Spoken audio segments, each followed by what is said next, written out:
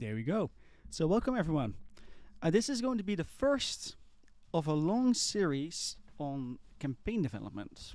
And we're going to look at campaign development not necessarily from the aspect of making the campaign, but also from the aspect of using the tools that were recently introduced by some of our game developers. One of them being Elivata, who is in the channel here right now. We made an Intellisense extension for Visual Studio Code that really makes things a hell of a lot easier for you to understand.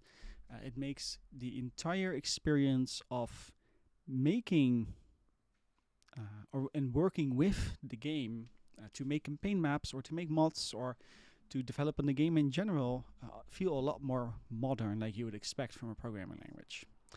Now, there is an agenda for this session, and we're going to start very small. We're going to be going relatively slow too, and we're probably going to make a bunch of mistakes because that's how things work. You got to make mistakes to learn, and the more mistakes you make and the quicker you learn from them, the better everything will go. So for this first video, we'll be primarily looking at our work environment. We're going to set up our IDE. We're going to set up the Intellisense, make sure that everything works. And we'll be looking at what maps you can pick up, because a campaign map on one hand is scripting it, but on the other hand, you need a map that looks good. And recently, we asked around from map developers, map makers, if you could use their maps, and some of them said yes. So we'll discuss that and see what the restrictions are to that. We'll look at where you can ask questions. We're going to download a template on GitHub that doesn't exist. So that's great. I didn't find the time to do that, but we're going to make the template as we go. And I'll make sure that you can start from that template too at the end of once I've uploaded the videos and everything. So then you can literally follow along as to what we're doing. With that said, let's get going. So, first and foremost, if you prefer another editor, do your thing. But we highly recommend you to use Visual Studio Code because we have an extension for Visual Studio Code that enables Intellisense support of all sorts of degrees. So in that sense, I highly recommend you to get Visual Studio Code. For those of you that have never programmed, this, by all means, if you have never programmed, then all of this is going to be new, it's going to be challenging, it's going to be difficult. Because this series will not be about how to program, it will be about how to make a campaign map. I'm not saying that one excludes the other, but I am saying that if you have no programming experience up to this point, that I would highly recommend you to do a small programming course, preferably in Lua, right next to, in parallel to this series. So that everything that you see that we do here, you kind of get a better understanding of that when you're learning more about Lua itself. Anyway, you download this. Depending on your OS, I suspect you're on Windows, and if you like a difficult life, you're on Linux. I don't think it's compatible for Mac in terms of Supreme Commander because it desyncs these days with the new M1 chip. But once you have that, then we can start. One thing, the extension also only works on Windows. Okay, so if you're on Linux, then you're in a lot of pain. Because you could figure out how to compile it yourself if you want to. Exactly. So a lot of pain. But that's what Windows of Linux users like, so that's fine. That's why they're on Linux. Have fun spiking. Say again? I said have fun spiking. Thanks. Yeah. But it did hurt, right, setting up the repository? I would like to disagree here. That's okay. That's okay. This is, we can do that in the next section. We can discuss Windows versus Linux on Supreme Commander. But let's okay. Let's leave my bashing Linux alone for now and Good. continue. Okay. Continue on that. So the extension primarily only works on Windows. For Linux, you're gonna have to do some tricks yourself. Anyway, once you have Visual Studio Code, then we need something like examples, a workspace, essentially a place where we can ask a question and then get an answer in return. Now, you could do this with human beings, but you would preferably have something like Stack Overflow. So that's what we're going to create right now. not Stack Overflow, but their own source where we can ask questions through searching through the code and then get examples back. And by doing that, there are various GitHub repositories that I highly recommend you to get, because that simply put contains all the references that you would ever need. One of them being the co-op missions that are currently part of the client. And all these links will be in the description down below. We're not interested in development, so you could clone them. That's fine, but for the sake of argument, I'm just going to download a zip. And we're going to do the same thing for the repository. Actually, okay, we're going to do it for the sake of doing it, but I don't think we actually need it in the end. But let's do it anyway. So let's make a place where we can work. Now I'm going to call this my workspace in delete me-2, because delete me is from the previous video on setting up the repository. Usually I use my workspace folder, this one. This is where I keep all my things. The idea primarily of this folder is that you can search for things. In my case, I'm going to call it delete me-2. We're going to copy in all the maps, unpack them, and here we have all the maps. Now, if you install Visual Studio Code, then you should be able to just open by right-clicking Open with Code. And if you want to do it the programmer's approach, then you can type cmd in here and then type code dot, which opens up Visual Studio Code in the current folder. And when we've done that, then you can find here all the co-op missions that currently exist in the client that are available for people to play. The majority of them with the FAF, that starts with FAF, are made by either Speed 2 or Shadowlord 1A. And all the other campaign missions that you see here are from the base game and are maintained primarily by Speed 2 again. And for our sakes, some of these are written. There are essentially two different styles to how you can write your campaign mission. And we're going to focus on one particular style because that is a lot more intuitive for you as a developer. But it also allows people to introduce modded units to your campaign missions so that it's easier for modders to add support for your campaign missions. So that's why we're going for this particular direction. If I'm correct, then this is, let me find the base manager in here. That's a script. You're not gonna find it in script, and Aeon first Aeon mission doesn't have it. That's the old one. Aha. Is there another? Oh, this is a new one again. Yeah. All right. So for the sake of reference, the Aeon missions 2, 3, and 4 is what we're going to use as our inspiration for now, because they have a very clear pattern that we can, once we understand it, really utilize to quickly start breathing some life into the armies in question. Anyway, that's one part of the equation. The other part is getting the FA repository. And again, we're going to see in a bit that we don't actually have to do this anymore. But for the sake of argument, let's just add it in. And the repository contains essentially everything that we have here at FAF in terms of Lua files. So recently, about a month ago, we introduced all the remaining Lua and Blueprint files from the base game. So everything that you find in here is what's being used in the game in FAF right now. And that's always a great reference in case you want to search for something. With that said, this is going to be our workspace. So what I usually do is, with the workspace, is I just open up Visual Studio Code, and then using the Peacock extension, this one right here, I'm just gonna go and give this a different color. So now I know that my workspace is blue, because we'll be ending up with two different Visual Studio Code instances. With that said, let's look at the Intellisense extension. So this is our workspace. Now we need to make it interactive. And to do that, one of our community members made an Intellisense extension so that the Lua code for Forged Alliance, which is very specific, is suddenly understood. And that you can navigate around it like you would in a modern development environment. Now, to set this up... One Yes. little correction. I'd like to give credit. I did not make this extension. Someone else did all the work, and I just hacked it to get it to work for us. So, yeah, credit where credit is due.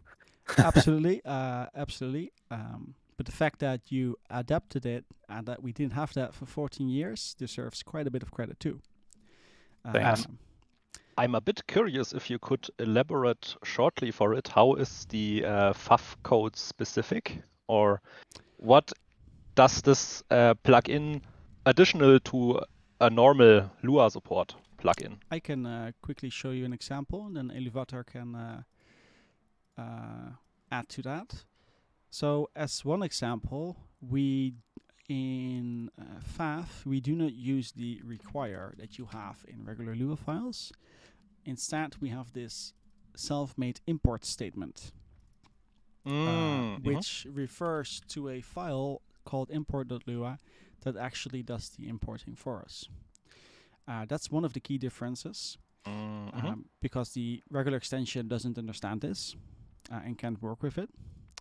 And another distinction between regular Lua that the extension did support to some degree, I suppose, is that we have this class system. So if you go to, for example, default units, we got these classes that represent a whole bunch of logic.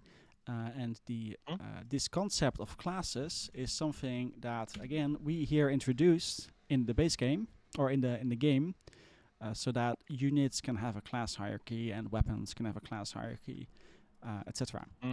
Which is, again, something that default Lua doesn't really understand. But with some adjustments, and maybe Elevator can can add to this in a bit, it suddenly can understand the class, and that makes it a lot more easier. Like, for example, if I want to go... I didn't set up the extension yet. I was just about to do that. But if I did set up the extension, then I can just click on this, and then it knows, or click on that one. Yeah, there we go. Then it knows that this is where the unit class is defined. Right? And if I click on the AR brain, now it knows that it's this file right here. This is the class, that's where it's defined. But maybe Elevator can add, can take a minute to add some of the difference to discuss them. Yeah, so thankfully the extension was written in a way that made some of it fairly easy. So I could actually just tell it that the import function that we use is equivalent to a require function. So it knows, like, look at the first parameter and use that to determine which file the type info is coming from. Probably the biggest difference between require and import is that when you're doing require, in typical Lua, the file that you're requiring actually returns values from it directly. Whereas when we import, we basically just import all of the globals from that file, and those get stored in the return, like in a table that gets returned from the import function. So that was probably the most work of modifying the extension to be like, treat these imported files as if they are returning all of their globals. So it does not pollute the global namespace. Exactly. And then there's just a comment that you add to the top of the file to indicate what you want to happen.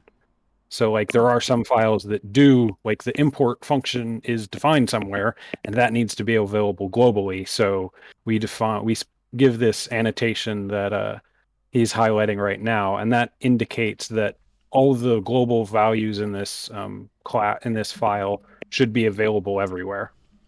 Yeah, it's quite a bunch. Yes. So that's to give you a rough idea. I'm going to continue on actually installing the extension. So there's going to be a link again, and that brings you to this repository where we have a bunch of releases here to our right. You should always just take the last release. It's probably not going to be the same as this one because currently the extension is very much still in development. But we need this Visual Studio installation X file. So let's download that. And then usually you don't have it already installed, but for the sake of it, I'm gonna uninstall mine. And to install this, we go to our downloads folder. And here you can see that I prepared my session, right? And you can go to these triple dots, which I think is called a bar menu, but I'm not entirely sure. And then you can click on that Visual Studio install X file. And that is essentially installing it like you would do from the marketplace, but then from a file. And now we can see that here we have Lua FA with the correct version. So this is now good, but now we have to make sure that we have the correct settings.json. And in this case, the settings.json has been populated by a Peacock, that extension I was talking about that made it look a little bit blue. We kind of need to add something to it for it to understand that the that we want the to understand where the source files are, so that if we click on something, that it actually knows where to find what we're clicking on. So in order to do that, we need a tiny bit of JSON code. Now, actually, I'm hoping that it picks up on this, because there should be a message that says, hey, you want to prepare, but it's not showing up. How we can make that show up, that was by going to File, Preferences, Settings, and then here we go to check third party. And then we just turn that off and turn it on again. And now, if I... Anyway, we have a backup for this. So on Discord, if you have the mapper role, which you can get from the role selection here, you can choose the mapper role.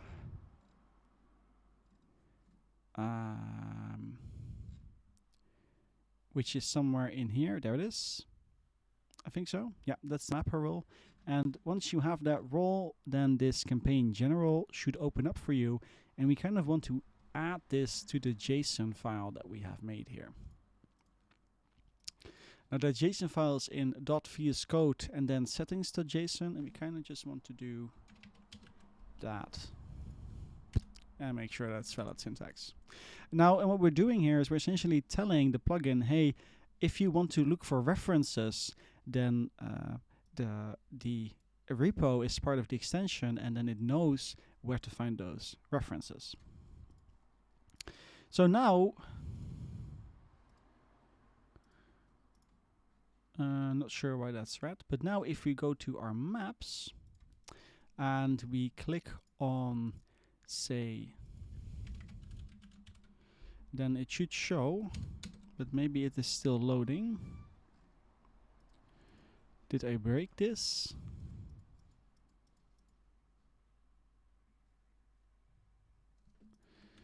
I don't think this is broken.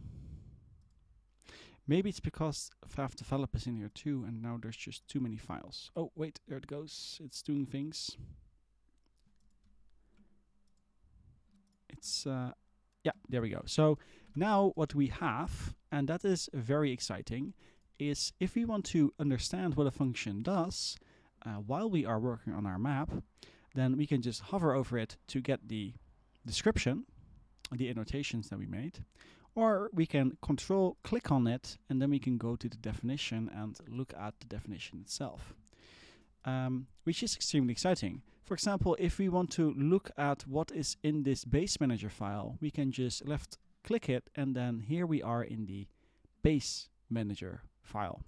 Now note that making changes in this file is not going to reflect in the game because the file is located right here, which is very far away from where the game searches for game files. So this is purely for reference. And this is also why we technically don't need to clone this FAF develop anymore, because the files are also part of the extension, so we don't really need to do manual searches. But for the sake of argument, if you would for some reason need this data, then it's there for you to take. But this is going to greatly help us understand our code, primarily in types of what parameters are expected, and because we can just quickly go to the code and see what's going on. In the future, in case a type is missing, then you can always add that. In this case, I know that this is an operation AI. And now if I hover over it, then you can see that all the remaining types. Yeah, there we go, are in here too. And if we do OpenAI, boop, then we can see that these are all the functions that are part of the operation AI. All right. That is as much as we need for our setup. So let's look at what else we have to do. We chose an IDE, we set up the workspace, we set up the extension. All right, so when we make a campaign map, there are two sides of it. One side is the scripting side, which is what we'll discuss during this series, and the other side is making the actual map. Both of these sides take up a lot of time. So to ease up this process a bit, we have been asking around from community members that made maps, whether or not we could use one of their maps, whether you can use one of their maps to make a campaign mission from. So to be very clearly, there were some conditions. For example, if you want to use a community-made map that's in this list, then you need to make a reference to the original map offer, their maps page if it exists, and you need to actually make a campaign map out of it. Right? It needs to be like co-op where you've got objectives and expanding and etc. But once you have that, then you can just pick any of these. Now there is one particular map that I really like.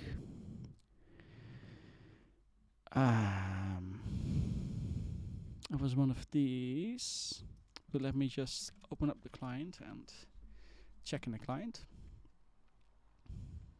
Actually, we're just gonna go for one of Captain Klotz's map. Once the client has started, he's got this really nice ice map. I think it's Frozen Fireflight.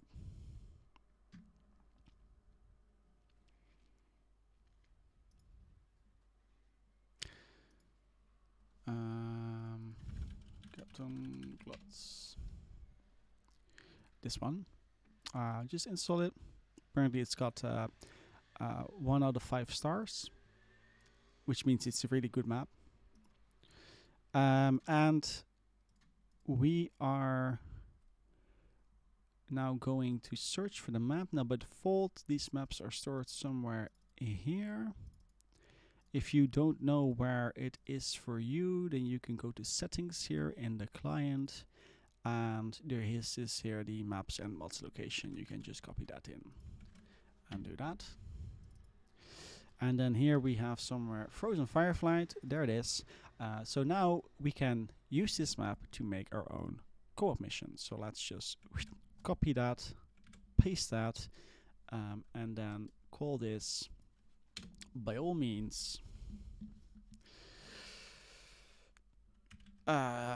Battle of the Fire Fights. Battle of the Frozen Lake. I don't know. The inspiration is lacking here.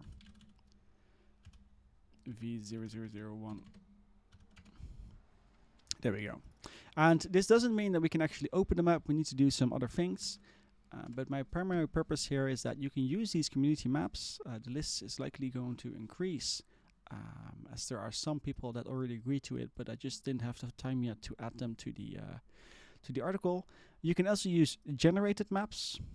These are free for you to pick up. If you want to use GPG maps, that is possible, but in FAF we have this sacredness surrounding GPG maps. And if you really want to use a GPG map, then please make sure that you first contact a team member of the creative team so that you have permission to use the map. Now you can always use the map and make your campaign mission, but if you don't have permission, then you can't distribute it using FAF. So make sure that you get that permission, or you can't distribute it using the vault. So that's pretty much about the maps. General guidelines, I would start small. I'm going to start with a 20 by 20 because I want to make sure that I covered everything in this series. But I would really highly recommend you start with a map as small as 5 by 5. Simply put, because of the fact that really allows you to start something and actually make sure that you actually finish it too. Note that this duration here is not the development duration, but the play duration for your users. Development duration is quickly 10, 20, 40, 80 hours, etc. Things really ramp up like that. I have a suggestion Yes, to of the course. naming format. So I would actually follow the same format as the already existing co-op maps. So And it'll be, so starting FAF underscore co-op and then whatever name you want. Definitely don't put any spaces to it. Yeah. And I would say that the version at the end is not really necessary, because as of right now, the only way to release the co-op map is to do it on the server, and the version is automatically added to it. Yes, yeah. So if in a situation that you would make a complete co-op map that gets, becomes part of the that becomes part of this overview here, then indeed what Speed2 is saying is correct. Don't, by all means, never ever do spaces in your map names. That's just causes so many issues in so many ways. And if you want it to end up here at some point, then follow the naming conventions of having FAF underscore co-op underscore your name. But for this particular series, especially at the start, we're primarily going to focus on just having it work. Make sure that we have a base manager, make sure that we understand how base managers work. And then somewhere in the middle of the series, we're going to look at how to make it compatible with co-op itself, so that you have the leader army and the major and the minor army and all that sort of stuff. So that's going to come in future sessions. Let's see. So now we have our map, but we're not done yet, because there are some things pretty wrong with this map. For starters, I chose a map that has map-wide decals, so that makes this a pretty bad choice. But we'll work it out. For your idea, there is actually a asterisk warning here. Some maps use map-wide content. These cannot be modified properly, blah, blah, blah, blah. We'll find out why that is the case. But for starters, I think I can tell you what the case is. Yeah, but we'll literally find out in about 5 minutes, because we got to change this path, and then all the decals and everything are at the wrong path because they still look at the old map.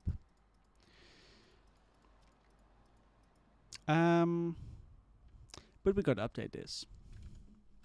So let's do that real quick. We have our name. So in the scenario file, that's essentially telling the game where it can find everything. So this is a reference to the map itself, the save file, and the script file. So let's just update that. Because we updated these files here, which reference these files right here, we're going to need to update these too. So let's do that. Yeah, there we go. All right, this is the message I was talking about earlier. If you see this, just say apply and modify settings, because now we get that VS Code extension with the settings.json set up for us. If that doesn't show up, then you're going to make this file yourself to make sure that the IntelliSense is working. And That's the script file, and that is the. There we go. For now, we're going to leave this to skirmish, but at some point, this should become campaign co-op. But for now, we're just going to leave this to skirmish. And I think that is it in terms of the paths. Yeah, we're just going to have to find out. So now we made sure that the paths here are correct again. Let's open this up in the Ozonics editor, in the FAF editor. And then we'll find out why you should really not use maps with map white content. Because it makes everything just slightly more difficult for you to FAF Battle of the Frozen Lake. Gotta give it to myself. Very inspirational. Actually, it worked. That's interesting. Okay. I can tell you why it worked. Yeah, do that, please. Yes. Yeah, so it shouldn't have worked because the decals that are map white are actually stored in the map file itself, which we didn't modify. But since it's referencing map that you have installed, it can actually load it. Yeah, but it says FAF Co-op Battle of the Frozen Lake here. Yeah, That's yeah, well, that's some kind of inside magic. This one says the same thing. Mm. Or is that just maybe we should just delete the original one and then see what happens. Yeah. Maybe the Maybe I'm wrong, but that was my guess. that was my guess. I was pretty sure that was not going to work and that we had to fix the references. Mm. Well, everything worked out. Yeah. That's great. You know, So there is no reason why you shouldn't use maps with decals.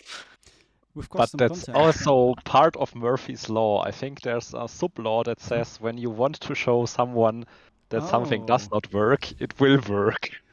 So now we're doing the reverse thing. That's Yeah. That's So let's keep it like this, It so sounds everything incredibly works. useful for other Yeah. things. okay.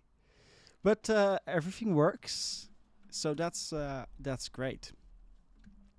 Just gotta. It just has to hit me that it works. So give me one moment. Yeah. We prepared the map. All right. So we got our map. That's great. Let's remove some of these markers because we definitely don't need all of them. Just the blank ones and the spawn points and the resources. And this map is made by Captain Klutz. It is pretty much a flat map. But the reason I like it so much is because there are a lot of little islands and places and things that we can toy around with in terms of the campaign, in terms of the campaign content that we're going to make, so that you could start with just this side of the map right here and have a skirmish between you spawning here and some hostile or allied base over there, and then you can expand the map and suddenly there's another base over there, and then you can expand the map again and then suddenly there's a mega base over there with all angry megaliths and stuff like that. So that's why I particularly chose this map. With that said, let's look at the map that we're going to take inspiration from, which is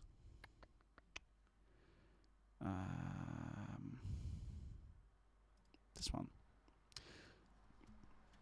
So let's open up this one.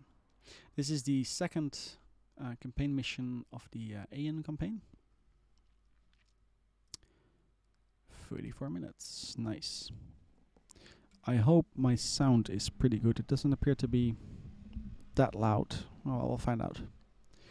And what I primarily want to show you is the different aspects of the campaign map. So one aspect is, simply put, the unit groups. Let me find out where we actually start. I think Bottom left corner. this here, right? Somewhere? Yeah. Yeah. So the unit groups here have identifiers, and there can be groups inside groups. And at some point we actually find units. And I think these are right here. You see, got them selected with the little blue box. And then we've got some MISC units and then some defense units. These are things that we're gonna need to place ourselves for our own map. And we've got some energy. Why does it keep opening up? I just want to... You are in the group, so you need to switch to unit, I believe. Yeah, that's where you can find actual unit information. But I'm trying to select the group, but it did that the first few times pretty well, but now it just keeps... Oh, you need to be on the right side of that. All right. But then you can see the different units.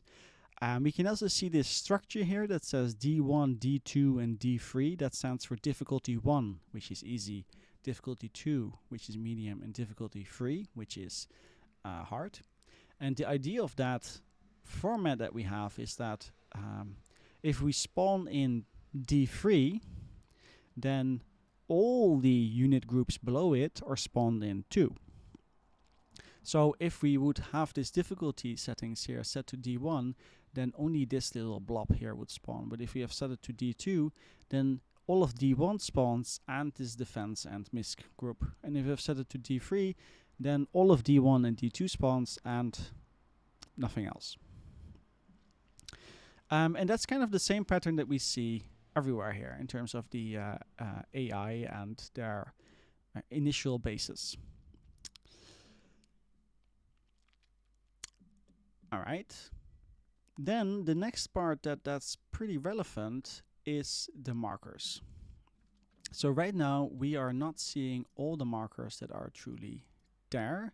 We can change that by going to layers, and let's just start with just showing the blank ones. And primarily all of these markers have names that we can reference in our scripts again. And a lot of these markers are part of chains.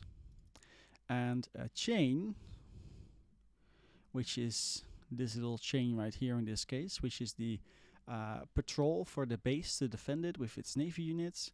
Or we have this chain here, which is an attack route. So here we attack. I'm not really sure what direction the chain is taking, but I think it's going from there to the red base. We got other chains, and these are used. Where are you? Can I click on this? No. Oh, there it is. These are used to kind of predefine where the AI can attack from, walk to, patrol, etc. And we'll give these chains meaning in our code, as we'll see in the next section that is part of the next video. And then we have, besides change, we also have individual markers. Now, that is, I'd say, something like other. And if I'm not mistaken, this is the weather definitions. Where are the camera? Oh, there's actually like camera markers, which this map doesn't have.